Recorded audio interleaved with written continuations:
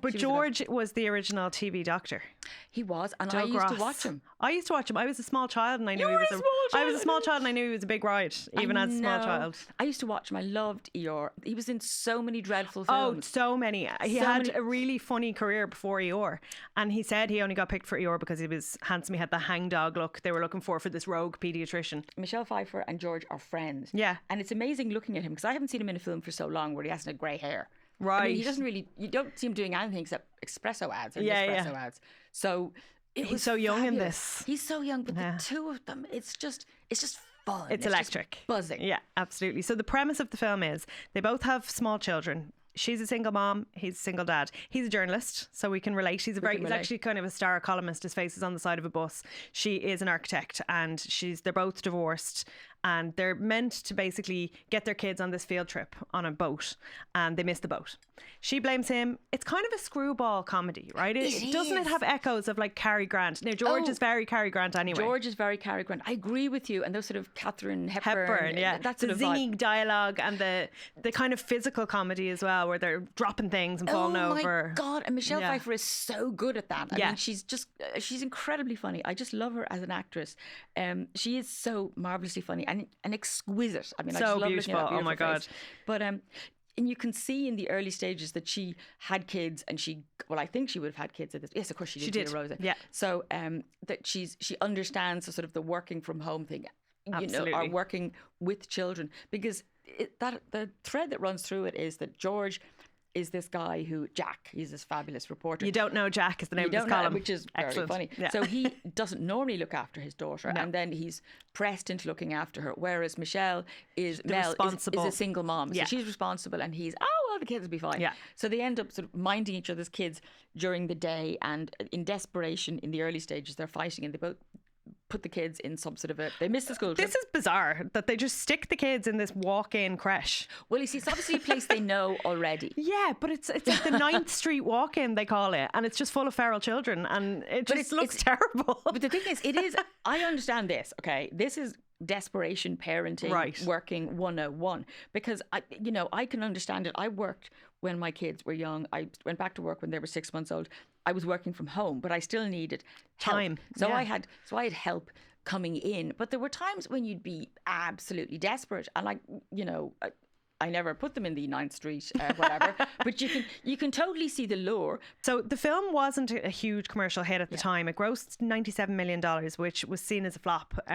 They'd wanted to launch it on Valentine's Day 1997, but it tested so well that they actually went released early. it earlier in the States, and it went up against Scream at the box office, and something I can't remember what the other film was, but it came third in the box office and just kind of fell off. It just wasn't the right time. It was like December when they released it, which is you can see the problem, because Hollywood people, they just don't think women are interested in funny, intelligent films. Yeah. They keep thinking, oh, look, we'll make another horror movie. I mean, if you sit there at night, you go, what am I going to watch?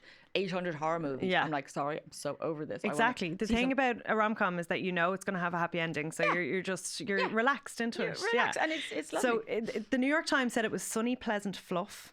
Both stars are enjoyably breezy, and there's enough chemistry to deflect attention from the story's endless contrivances. Now, I don't think it's contrived. No, I didn't feel that it was contrived at all. And believe me, I am the first person to go, can't watch this. Same, I'm the contrived. first person to go, there's a plot hole. Oh, listen, I started to watch the second episode series of The Night Agent, and I mean, I swear to God, it was written on the back of a cocktail napkin, and I was going, ChatGPT. no, it's moving so hard on. as a writer. Like when you see bad storytelling, just you're have to like, go. I can't cope. Yeah. They also said that this was the emergence of George Clooney as a major romantic star, but that never really happened. Like, you did Out of Sight with Jennifer Lopez, but that was more of a sexy thriller than a rom-com. And also, and I do love J-Lo, but I don't think she's an actress. No, she's a bit of everything, isn't she? She's a bit of everything. I love her, but I wouldn't say she's the best actress that I've ever seen.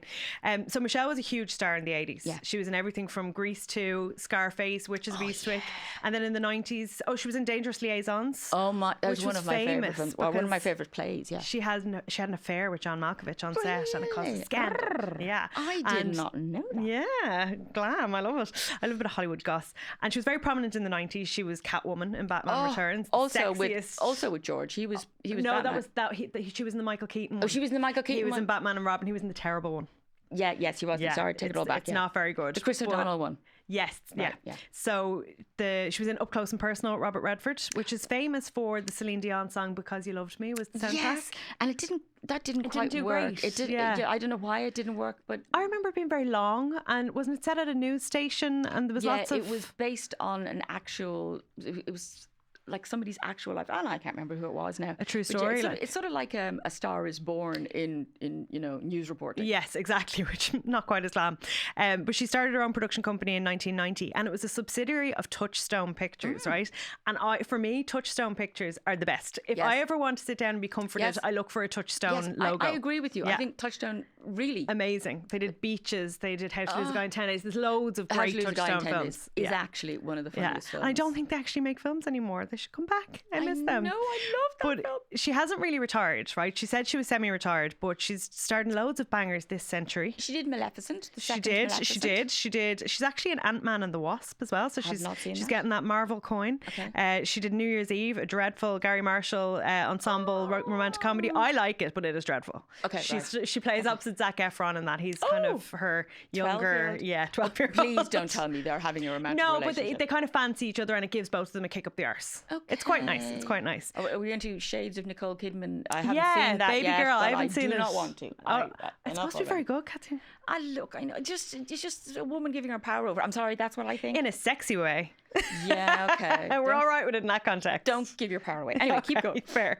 So George, it was his first big film role after making it huge in ER. So he'd been in From Dusk Till Dawn, but this was his first after becoming a household Rodriguez, name. yeah, and he had his Doug Ross haircut in this film, which is something I noticed. He had his own hairstylist. I Yes. was watching the credits. He has his own hairstylist, and this is in the credits, and she doesn't. I Oh, was just thinking, amazing. that was funny. I love that. I know. And he's very famous for this kind of hangdog expression. He looks out from under his eyebrows all the time. He's just walking around like this. Yeah. And you'll notice that that's just him. Like he does that in every single role, but it really works in this because Jack is this hangdog kind of character. He's fabulous. I mean, some of the lines. I mean, the there's a lines bit are brilliant. Where he has his daughter at the.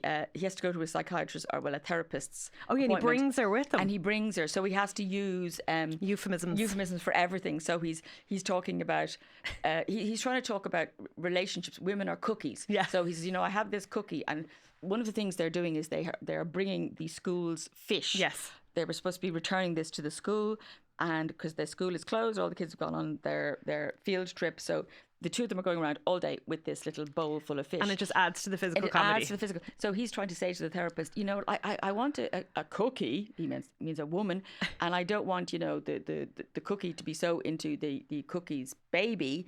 And then he's talking about. So then he changed cookie to fish because the little girl wants a cookie. So he said, I wish I could find a fish who isn't afraid of my dark chocolate inside. And you're sitting there going, okay, I love that line. Amazing. And I just couldn't believe he brought the kid to therapy. Like, it was like, could she not wait in the waiting room? She have to sit there and listen. But she's too small. I mean, that's the thing is, I knew somebody who was writing a book once, and the editor, they realised there was nobody minding the small child, and the editor did not know what this was about and said, but the Labrador is there. And I'm going, no, yet again, not working. That's such a me thing to say. No, but the thing is, it is only when you see it, you go, yes. Do you know what my editor says is when you're writing about children, you have to remember, when children are in the context, you have to remember the kids have to eat. So you can't forget about the kids' daily lives. I think completely. You have to actually, in a way, for anyone who doesn't have kids, I think you're just going to send it to someone and say, just read this. And just make sure it's okay. Yeah. It's like so many situations that we all write about that we haven't personal experience about, which is everything. So much research that has to be done. And if you don't do it, you're goose. You look really stupid. So there's so many brilliant quotes. So the kids hate each other. I think that's really important. They're like, hi, hi Sam. Like they're so bitchy to each other. They're meant to be what, 7ish? Yeah, 6, 7? I'd say 6 or 7. He looked younger, although they were exactly the same age in the film. Yeah, I was looking that up as well. But she stayed on. I mean, the little girl stayed on being an actress. Yeah, he stopped. He stopped. I mean, you see that with a lot of child stars actually. Yeah.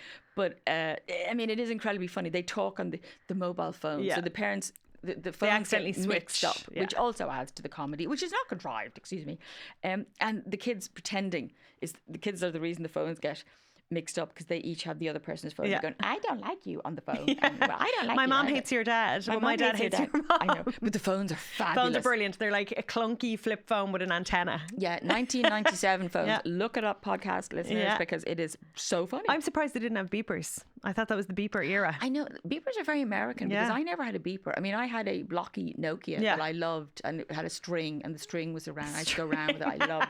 It wasn't a string; it was a little handly yoke, and I was like, I'm so cool with my phone. Sending your SMS text messages. Oh my god, those are the days. Those are the days we were just connected enough. I think. Yeah. Do you know what? I don't know. It's hard. It's hard to know. But there's can't go back. Yeah, we can't go back. That's it. The what do they say? The cat's out of the bag. It's hard to put them back in. Yeah. So he's actually being a bit of a bollocks to her. He's trying to taunt her because straight away she makes a snap judgment about him. She says, "Oh, you're late. That's totally an ex-husband thing to do." One of the very funny line. Amazing. Very funny line. And he's like, "Well, I'm going to show you what a bollocks I am." Yeah. So he's like, he rings his editor and he asks him if he's wearing panties and what colour they are. Very funny. Very funny. And the editor is a real classic newspaper man. Like, oh my god, I know exactly. He has a cat in the drawer. He's a cat in the drawer, and he's about 2 minutes away from a heart attack. Yeah. The guy is practically rotund and looks like he smokes drinks. Cigars, you can just see it. So he's playing with her straight away. They're flirting. There's instant chemistry because they're both gorgeous. Why would there not be instant chemistry? God. Like, they're both stunning.